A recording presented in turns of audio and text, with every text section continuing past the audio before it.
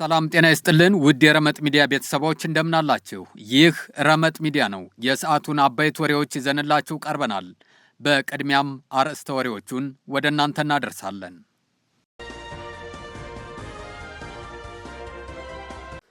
በጋምቤላ ክልል ሁሉም የአድማ ብተናና መደበኛ ፖሊስ አባላት ትጥቅ እንዲፈቱ ተደረገ።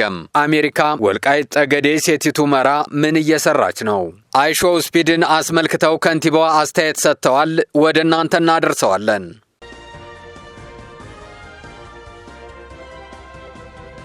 ወደ ዝርዝሩ እናልፋለን። እስከ ዝግጅታችን ፍጻሜ ድረስ ቆይታችሁን ከኛ ጋር እንድታደርጉ በአክብሮት እንጋብዛለን። ላይክ፣ ሼር እና ሰብስክራይብ እያደረጋችሁ አብራችሁን ቆዩ።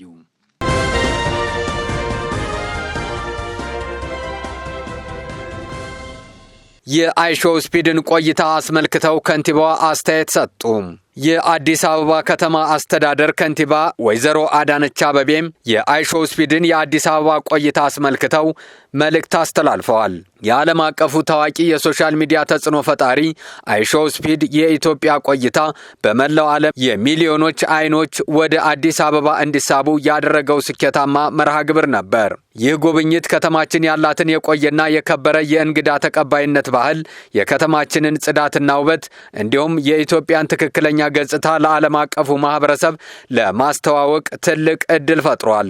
ኩነቱ እስካሁንም መነጋገሪያነቱ የቀጠለ ሲሆን ወደፊትም ብዙዎችን ወደ ሀገራችን ይስባል ብለን እናምናለን። ይህንን ኩነት በብቃት ላከናወናችሁ ሀገር ወዳድ ጎበዝና ተጽዕኖ ፈጣሪ ወጣቶች፣ የግል እንዲሁም የፌዴራልና የአዲስ አበባ መንግስታዊ ተቋማት ልባዊ ምስጋና ይገባቸዋል።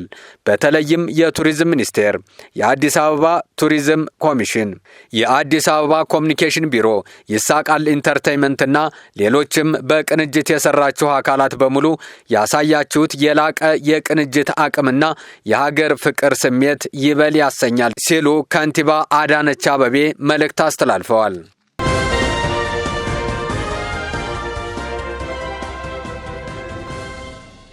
በጋምቤላ ክልል ሁሉም የአድማ ብተናና መደበኛ ፖሊስ አባላት ትጥቅ እንዲፈቱ ተደረገ። በጋምቤላ ክልል እስከ ጥር 7 ቀን 11 ሰዓት ድረስ የአድማ ብተናና መደበኛ ፖሊስ አባላት ትጥቅ ፈተው እንዲያስረክቡ ስለተላለፈው አስቸኳይ ጥብቅ መመሪያ አዲሱን የጋምቤላ ክልል ፖሊስ ኮሚሽነር አነጋግሬያቸዋለሁ ያለው ቲክቫህ ኢትዮጵያ በቅርብ ወደ ኃላፊነት የመጡት ኮሚሽነር ኡማን ኡጉሉ በክልሉ ተፈጥሮ በነበረው የጸጥታ ችግር ምክንያት ለጸጥታ መዋቅሩ የታድሶ ስልጠና መስጠት አስፈላጊ መሆኑን ገልጸውልኛል ነው ያለው።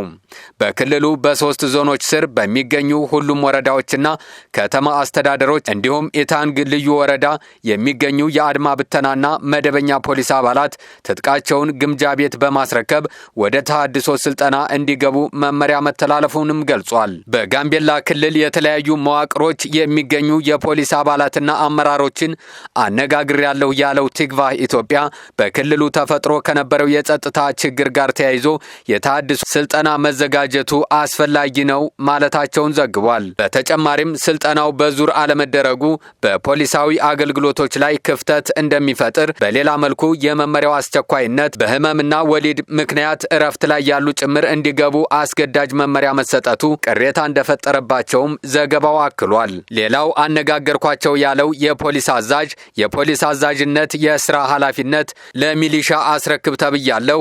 ለክልሉ ሰላምና መረጋጋት የሚከፈል የትኛውንም መስዋዕትነት ለመክፈል ዝግጁ ስለሆንኩ በመመራው ወረዳ የሚገኙ የፖሊስ አባላት በአንድ ቀን ትጥቅ እንዲያስረክቡ አድርገናል ብለውኛል ሲል ዘገባው ጨምሮ ገልጿል።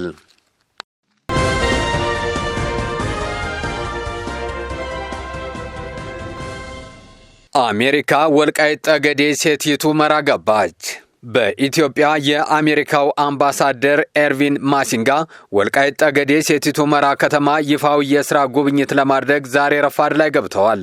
አምባሳደሩ ሁመራ አውሮፕላን ማረፊያ ሲደርሱም የዞኑ ዋና አስተዳዳሪ አቶ አሸተ ደምለውና ሌሎች ከፍተኛ የዞኑ አመራሮች ደማቅ አቀባበል አድርገውላቸዋል። አምባሳደር ማሲንጋ ወደ አካባቢው ያቀኑት በዞኑ ያለውን ወቅታዊ ሁኔታ ከአመራሮቹ ጋር ለመወያየትና በስፍራው የሚገኙ የጤና ተቋማት የሚሰጡትን አገልግሎት ለመመልከት ነው ተብሏል። አምባሳደሩ በቆይታቸው በሰቲት ሁመራ የሚገኙ የጤና ተቋማትን የመሰረተ ልማትና የግብአት አቅርቦት ሁኔታ በአካል ተገኝተው እንደሚጎበኙ ይጠበቃል።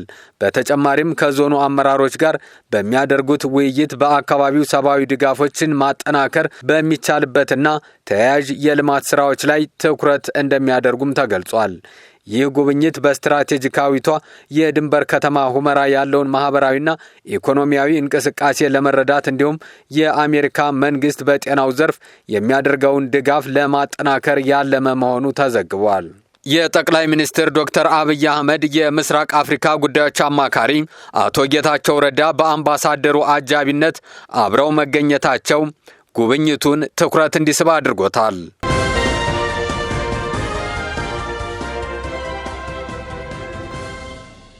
ለሰዓቱ የነበሩን መረጃዎች እነዚህ ነበሩ። ላይክ፣ ሼር እና ሰብስክራይብ እያደረጋችሁ ቤተሰብ እንድትሆኑ በአክብሮት እንጠይቃለን። አብራችሁን ስለቆያችሁ ከልብ እናመሰግናለን። ጤና ይስጥልን።